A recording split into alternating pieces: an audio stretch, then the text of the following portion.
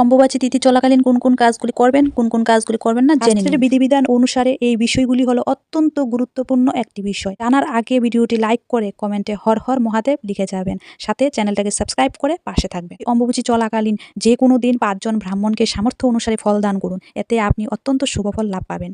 এই তিথি চলাকালীন যে কোনো দিন নিজের গুরুদেবের বাড়ি যান এবং গুরুদেবের দর্শন করুন, এর ফলেও আপনারা প্রচুর রূপে আশীর্বাদ প্রাপ্ত করবেন। এই অম্বুবাচী চলাকালীন বাড়ির উত্তর বা পূর্ব দিকে সাদা ফুলের গাছ লাগান, গাছটা টবে বসাবেন, এতে আপনারা রোগ ব্যাধি দূরে যায়। এই অম্বুবাচী তিথি চলাকালীন সময় আপনি যতটা সময় আপনার ইষ্ট দেবতার নাম স্মরণ করুন, এতে আপনারা অত্যন্ত শুভফল লাভ পাবেন। চলাকালীন কোনো শুভ কাজ করা উচিত নয়। এই অম্বুবাচী চলাকালীন ধার দেওয়া বা ধার নেওয়া কোনোটাই করতে নাই। অম্বুবাচী চলাকালীন প্রয়োজন ছাড়া দূরে কোথাও ভ্রমণ করতে যাবেন না। তবে এই সব থেকে বড় কথা হলো, এই অম্বুবাচী চলাকালীন গাছ কাটা একেবারেই উচিত নয় এবং এই সময়ে ভূমিতে আঘাত পর্যন্ত করতে নেই। বন্ধুরা, এই সকল কাজগুলি যদি ভুলে করে থাকেন, তাহলে আপনারা আপনাদের জীবনে চরম ভয়ঙ্কর আর্থিক কষ্ট রেখে